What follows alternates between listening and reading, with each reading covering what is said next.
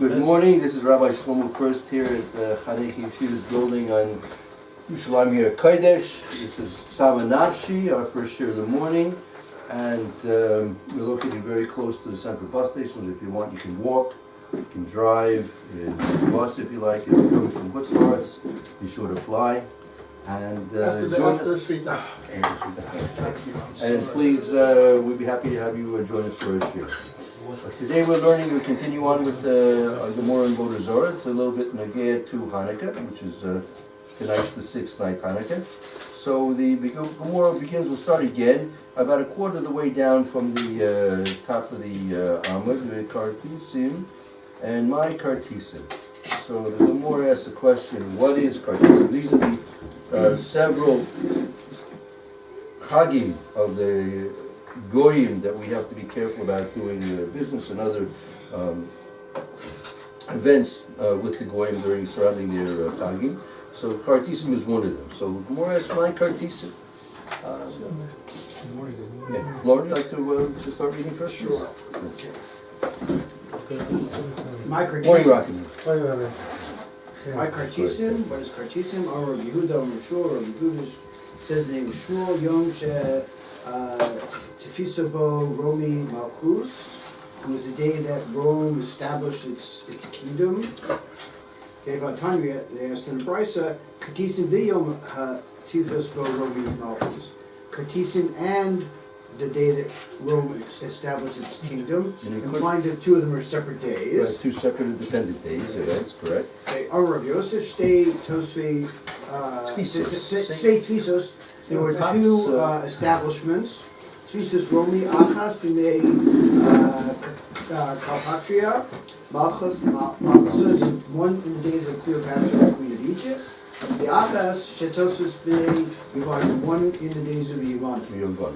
Okay, so we have here two times that Rome gained control world power. One was the time of Cleopatra of Mitzrayim, as Rashi says that's Alexander and Mitzrayim. And then another time when they wrested the Malchus from the Yevon. Okay, let's continue further. Also Rav Dimi again, about Colossin betrayed Kreve Avdu Romoi Bahadei Yevoni V'yachulu Lahu Ad Shitfusu Yisrael. There were 32 battles or fights that the Romans had with the Greeks, and they were not able to conquer them until they created a partnership with Yehudim. Okay, so we have here the alliance between Rome and Israel, and that was after 32 battles, wars that they waged against the Yevoni, the Greeks. They couldn't conquer them until they finally made an allegiance with an alliance with the Jews. What did they say? How did they go out making this alliance? V'hechi asnu v'hedyehu iminyan malchei malchei minaychu Menaichu parchi. If the king will be from us, right, then you'll be the princes. You, the Jews. If Rome was saying to the Jews, look, we have to make some type of alliance to get rid of the Greeks, so we'll make an alliance, but who's going to rule? So if the Romans will rule, that means the Jews will be the princes, right? That means, iminini, from us, Malki, we'll have the kings, Menaichu aperki, then from you will be the princes. You'll have the second power of authority. Okay. Imenaichu Malche, if you have the king, Minyan Arparki, then we'll be the princes. Thank you. Okay, so if it's going to be that you'll have the upper hand, the rulership of the Malchus, then from us, rather, will be the princes. And this we saw the Moshe, right, last time that he was explaining that it's not possible that Rome and Israel can have equal status in terms of world power. It's either going to be the Israel as a world power, or it's going to be Rome as a world power. So therefore they had to have a balance. And furthermore, what we saw in the Moshe, that it wasn't possible for the Romans to overcome the Yevonim, the Greeks, until they had Kashutis with Klal Yisrael. And then if Klal Yisrael would fall, right, then Rome could be in ascendance. And once Rome was in ascendance, then they could rule over the Yevonim as well. Interesting, they said, we could be the kings and you'll be the princes, or Yes. you'll be the kings. Well, they were willing to let the Yehudim be the kings. Oh, we'll see. It only lasted 26 years, their agreement. The Gemara said... It didn't sound like a very long term. No, we'll see. It didn't last very long at all. Okay, so then, once they made this agreement, right, then, now they turn their attention to the Greeks. V'shachalahu Romoi Yavani, and the Romans sent to the Greeks, Ad Ha'idna Avdinu Kreva. Up until now, We've been doing battle. we've been doing battle. Hashda Navid Dina. Begin. Let's now do something. We'll do something more logical than battle. Okay. Let's look at this for something more logically than battle. Margolius Evan Tova, a pearl and some sort of a jewel. Evan Tova, some sort of a jewel, I imagine. Right. Like a jewel, Okay. a gem, gemstone. Ismahan Yasebasim Sis. Yeah, buses. Which one of them is the basis? The bus, the platform. The platform. Okay, the platform. The other. Lechaveru. Is the best of lechaveru. Shachu Margal. Shahu. They sent to them the Romans to the Greeks. The Greeks said, They sent back. Meaning originally. Right, originally they sent to the Greeks. Look, up until now we're doing battle. Right, we've been doing battle. And now that they have the Jews on their side, let's look at this thing logically. Margilius ve'eventoy, where you have a pearl and you have a gem. Ezum osus basis lechavera. Which one becomes the platform, the support for the other one? Right? Okay, So now the Greeks shachol in return they sent back to the Romans. Okay, Margolius Evan Tova, I guess they're saying the answer is that in the case of the pearl and a gem, the gem is the basis. Right, because you have a Margolius which is less valuable than the gem. Right, so the Evan Tova, right, is the one on top. Okay. But this was symbolic of something. Oh, that's a whole question. Meaning, obviously, first of all, let's put it this way. As we have the Gemara, right? So Rav Ashi and Ravina, when they compiled the Gemara, so they had these Maimarim, and they codified it as we have it right now, right in front of us now. And it was also Torah Shabbat Peh. So what actually transpired between the Romans and the Greeks, like that's not our real concern. Our concern is what we're learning about now. These could have been actual messages as they were in fact sent. These could have been remuzing, which Chazal hints and indications of what Chazal are telling us what actually transpired, right? But basically we need to know that we're giving information about what the situation was like. This was the best way to explain what the situation was like, right? And whether these were actual messages that were sent between the two, that's one question can be asked. And if they were actual messages, or were these the exact messages that were sent between the two, that's also a question. But that doesn't really concern us. It concerns us what we're learning right now. Right? Really, what is the meaning of this? Oh, so that it can be many meanings. Right? There are many meaning. First of all, we don't know who's the Margolius and who's the Evan Toiva, right? Who is what and what is which. That's another question, right? And then we'll see a little bit more as we go on. Again, they sent to them, right? We did battle. We'll do something logically. Margolius we have in Toiva Ezem Osus Buses Lekaveru. Shalchu the Greeks sent back. Margolius Levin Toiva. Evan Toiva. Yeah. Well, no, Stop. Margolius. They had they sent to in return they said Margolius. The Margolius is the buses. right? Because that's less value. Now, they asked another question, right? Evan Tova, go ahead. Evan Tova Enoch. Yeah, add that in, right? Okay. Enoch. Which one of them becomes the basis for its friend? Okay, and the Romans answered back, Evan Tova Enoch. Evan. Okay. Again, Evan Tova ve'Enoch, Evan Tova ve'Ezer mehem yaseh basis legaberoi. So they have an Evan Tova ve'Enoch. Evan Tova for the Enoch. Right. Okay. What's in it? That is also another type of Rashi says a noifech. It's another type of a jewel, another type of a noifech, another type of a jewel, right? Then it says Enoch is Sefer Torah Ezu mehen yasa basis l'chaveru.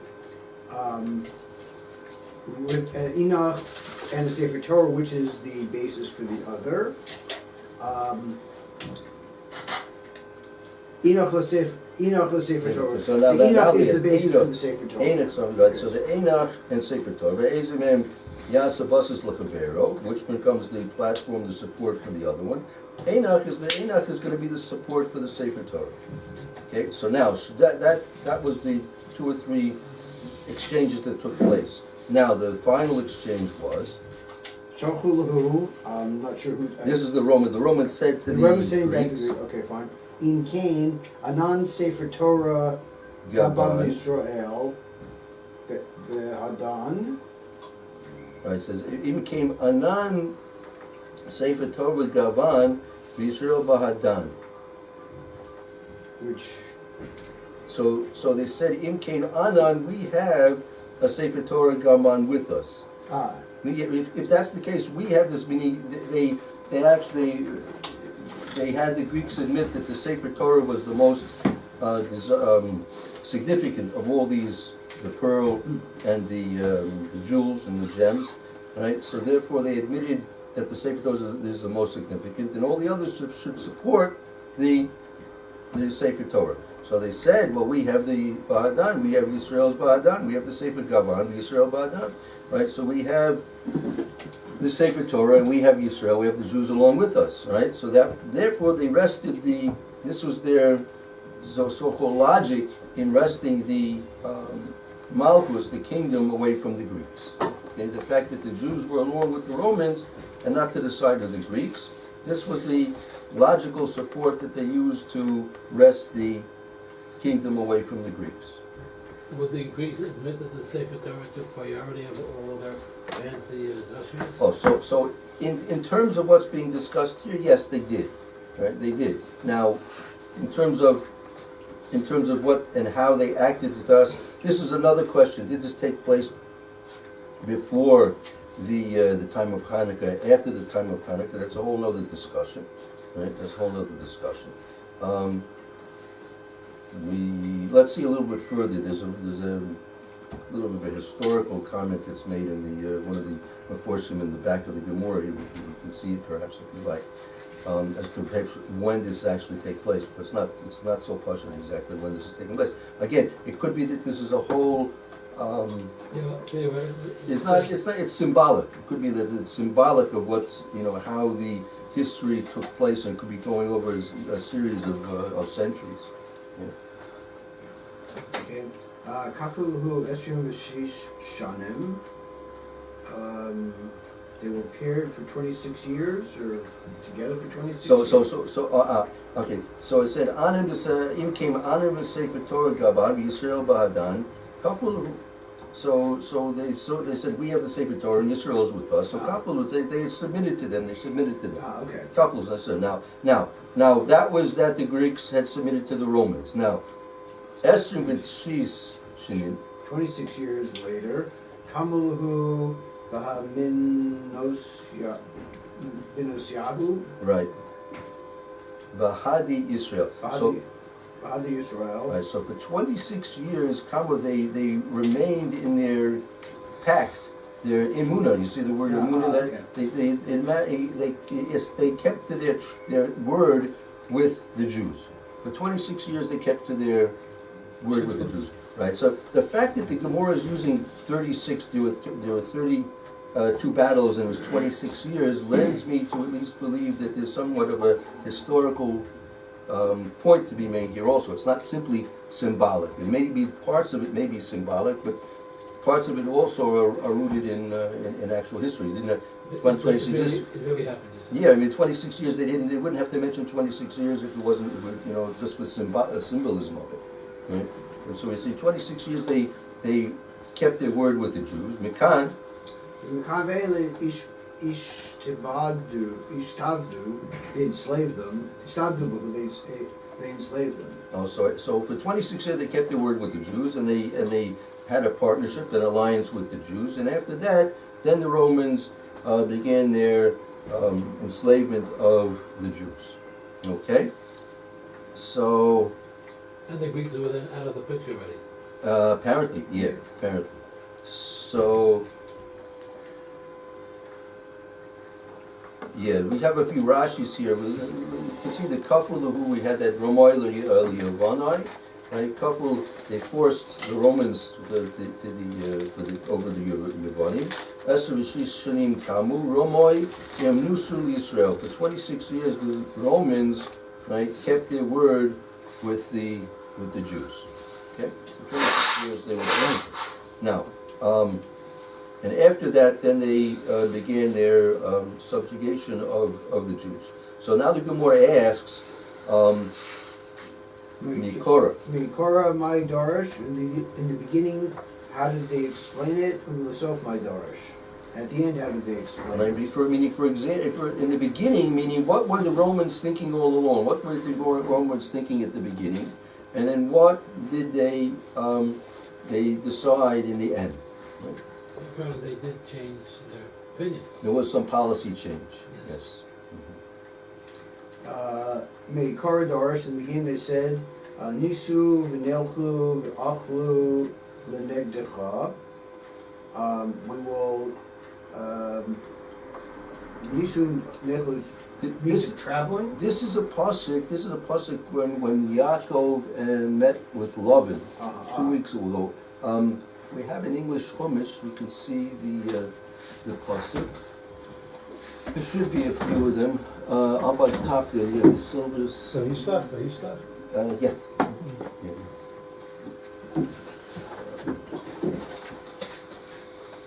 You mean say something? That meeting, you should know, that meeting between Yaakov and Esau is the classical the paradigm, the prototype of all our relations with Esau. It's said that the Rabbeinu HaKodesh, whenever, and he had his confidant, his Talmud, who he actually converted according to many opinions, Antoninus. Whenever Rebbe had to meet with Roman officials, he always did a chazorah of that parsha to learn all the things that you have to know when you're dealing with Edo. So.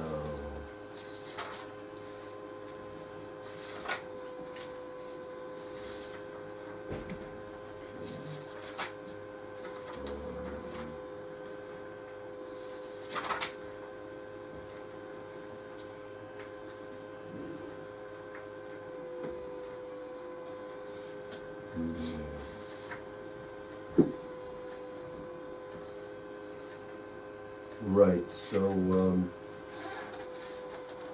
okay, Matasha, you want to read first a little English for us for a couple of minutes here? Sure. Okay.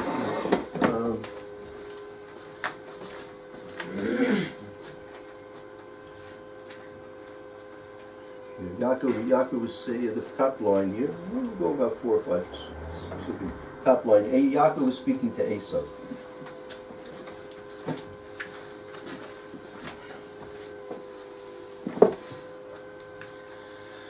Okay. These are to find favor in the eyes of my Lord. And Esau said, I have enough, my brother. Be thine that which is thine. And Jacob said, Nay, I pray thee, if now I have found favor in thy eyes, then take my present at my hand.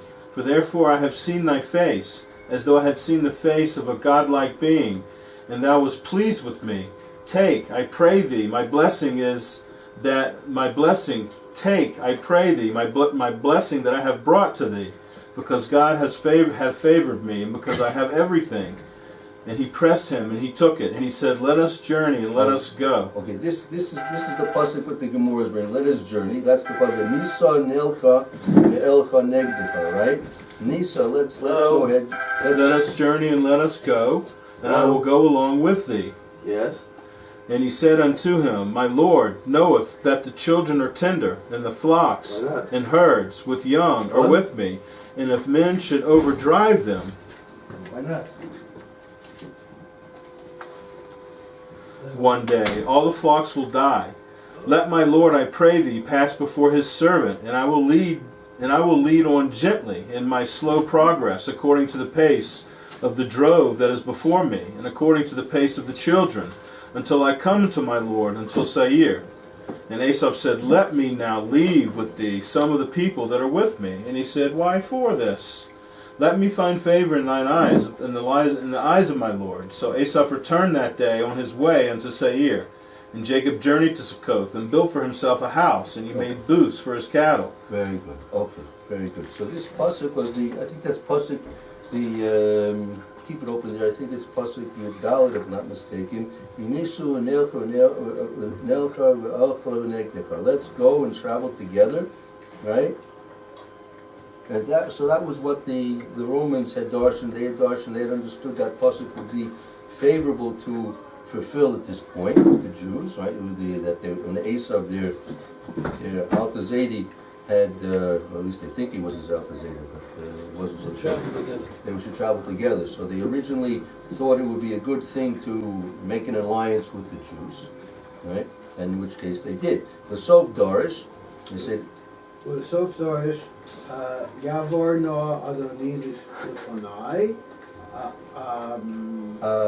Lifnei Avdo. So Yaakov, right? So Yaakov said, "You should pass by my master in front of your servant." Meaning, you go ahead. You go ahead. So they understood that there was a time that they could be together, and there's a time to separate. Very good. Okay, let's see a little bit further. Esri v'shish shanim Dekam Nusa Bahari Yisrael. The 26 years that they were in peace, they kept their word. They kept their word with the Jews. Minolan, how do we know this? The Rav Kahana said, Kishachala,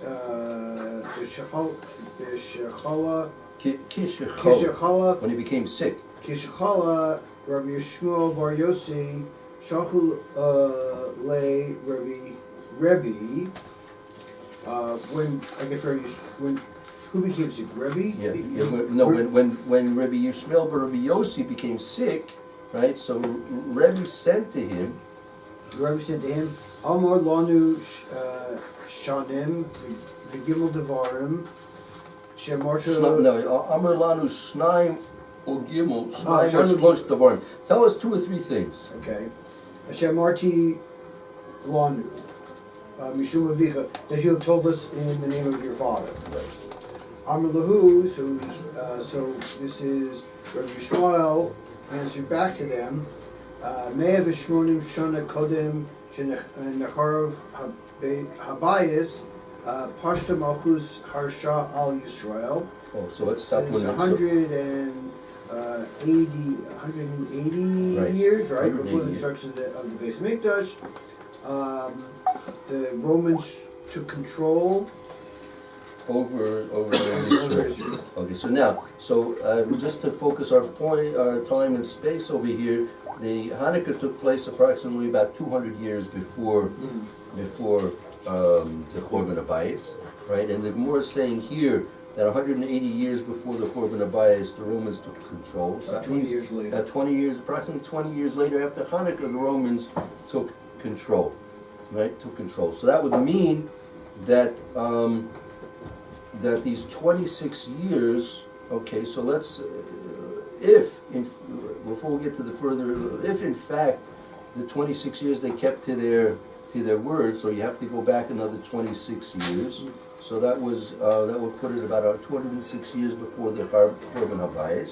Before Hanukkah. It was just before Chanukah.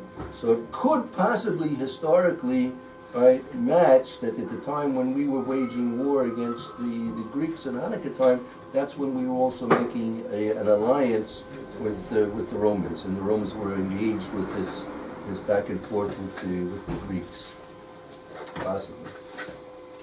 Yeah. They didn't have an army. Excuse me? They didn't have an army. Why would the Romans want to make an agreement with the Jews? They didn't have an army. So beat the whole Greek army, but the Greeks expect the Romans It's to do. only 11 people. They like them. It's only 11 people who Right. it wasn't an army. We didn't have an Ishtadrut, army. they're speaking for Ishtadrut. I'm just saying, the No, so- timeline doesn't make sense, because at the time that they made the peace treaty, there was no army in Israel. Maybe if it was after the war, after they won them over, and then they wanted to get rid of them, then maybe. Right. But at the time that there was no army. There was 11 Jews, 13 Jews, whatever Right. it was. That they went and they fought, and they Right. killed hundreds of thousands. Okay, so now a very good, excellent question. Everyone understand the question? The question is as follows: Rome, when you're learning from this from Rome was desirous of an alliance with the Jews. Rome was very powerful. Rome was a powerful country. It wasn't again. It wasn't. They didn't take control yet, but they were still powerful. Romans were powerful. They weren't as powerful as the Greeks, right? At that point, they waged war. We see they waged war many times against the Greeks unsuccessfully, and they were trying. Their greatest hope and desire was to beat the Greeks and to become the world power. Right? That was what they wanted. So their interest was, in any way, shape, or form, to try and beat their foe, their enemy, the Greeks. And obviously they knew that the Jews were resisting, and obviously they understood that there was some type of a relationship. Rome always understood that there's a relationship going back to Esav and Yaakov. There's no doubt about that. The Romans understood this very clearly, and so they also, as we saw in the Marsha, they understood that Kol Zman, the whole time that the Jews were notorious, so they can't have the Shlita, they can't have the monarchy, they can't have the control. But if the Jews were not notorious, they were on the more averas than mitzvahs, so they would be on top, and the Jews would have to be subservient to the Romans. So now, the situation that we faced in Hanukkah time was a great, as we say, hishlashus levov. There was a great weakness in the Jewish commitment towards mitzvahs. So the Romans realized that, I would say, based on this Gemara, the Romans realized that it was now a good time to join with the Jewish rebels, right? Why would they want to join with Jewish rebels? Because their greatest foe was Greece, right? The greatest foe at the time was Greece. Greece had to be defeated, right? They understood spiritually they couldn't overcome and couldn't be a world power. Kol Zman that the Jews were doing mitzvahs, right? But at the same time, they had a foe of Greece. So they have a paradox. They have to join in an alliance with the Jews, right, to have a military victory over the Greeks, which they. And it's interesting to note that it could be that they weren't even at that point concerned about the military, because it says Ad Kan. It said up until now, right? The Gemara said until now.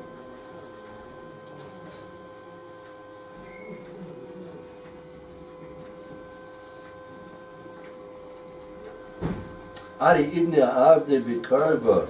Up until now, we've been doing battle. Hashda navdi bidina. Let's do it with logic. Let's do it logically. Oh, perfect time. We're at a perfect time for you, right? Please come sit down. Our military specialist here. And logic specialists. If we're talking about logic, Right.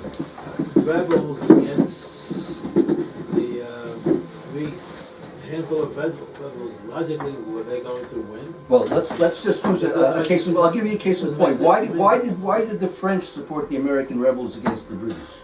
There were a bunch of rebels in America, Connolly's, to fight the British Empire. Why would the French support such a thing? Because they didn't like the Brits. So the Greece, The enemy of the enemy of my enemy is my friend. No, but that was one answer. The second answer is that they would get favorable treatment when America was going to buy things. They would buy things from France. Business okay, deals. obviously, yeah, but the question is, So two things. we're asking the question like this. Thank you. We have a Gemara here in Avodah Zorah that tells Right. tells us as follows, a very big kitzur, to help you catch you up.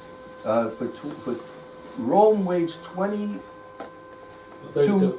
32, excuse me, very good. 32 battles, wars against Greece, and they couldn't conquer the Greeks until they finally enlisted the Jews as in an alliance, Made a deal. right? And made a deal with the Jews, right? And they made it, and they kept it. I told you, you just came to the right. And they kept, they made a deal with the Jews. Rome made a deal with the Israel that if we'll be the kings, you'll be the princes. If you'll be the kings, we'll be the princes. Vice versa. They kept their word for 26 years. And It's better than the Arabs. though. after 26, okay, well, after 26 years, then they subjugated the Jews. How do we know all this? The Gemara, we're in the middle of that Gemara right now, but the first statement of the Gemara to prove this is that that Rome gained control over the Jews 180 years before the Korban Abayis. Korban Abayis took place approximately 200 years before. Hanukkah took place about 200 years before. Right. And so according to this, 206 years before the Korban Abayis, Rome made an alliance with the Jews. Right? So if that's at the time of Hanukkah, which is more or less at the Right. time of Hanukkah, right? So the question Amram is asking, why would Rome want to join with a bunch of rebels, right, against the Greeks? We know that militarily speaking, we were very outnumbered with Kaloshim. We had all the Tamaim and the Miatim. Right. Looking at it, why would Rome want to join with some rebels? Okay, I can think of one Well, reason. I told you, came in Right. just at the Okay. perfect time. Right. Rome was building an empire, and they didn't have, so many men to control all this empire, and they might have been fighting somewhere else, maybe against Hannibal or something like that, and they couldn't spare so many troops. So what they did was they allied with somebody who they knew would hate the new enemy as well, and You're alone with a Yeah. country that doesn't have an army. Yeah, no, but if they're creating problems with the Greeks, the Jews were creating problems with the Greeks, so it benefited the Romans to make an alliance, even though they were very small, but they're still Right. creating problems for their enemy. Right. Right? No, Even if they we weren't see this seemingly during World War powerful. II. Could be. We see this during World War II. Yeah, listen to us. Hitler aligned with the Romanians as well as the Italians. He knew that they couldn't fight the way out of a box, but the Germans didn't have enough troops to cover the entire front. So he figured out somehow they would hold on until he was able to push the Russians far enough back or whatever. Even more relevant in this case is the resistance Yes. during World War II, which is a very small number of people. Right. They were supported by the Americans and the British. Very small number of people. They weren't going to necessarily beat the Germans, but they created enough of disturbances to kind of distract the Germans. They harassed them. Right. So that could have been all they needed to get the Jews to do, just harassing in the background to Right. keep the Greeks occupied and tied down. Right. Now the way the Romans overcame the Jews is there was two brothers who wanted to be king, Aristobulus and Right. the other guy. Who was the other guy? I don't know the name, the two brothers, and then one of them Right. brought him in. Right. One Rome was in favor of because Right. he had studied, like Herod had studied in Rome a long time, and he had It was weaker fully of the two. imbibed the culture. Right. The So- weaker of the two. Right, but the weaker, right, but the other guy was not That's right. so confident either, and Rome got the one brother to work against the emperor, That's right. and they overthrew him, and And then they put their foot in the never Two left. brothers were Jews?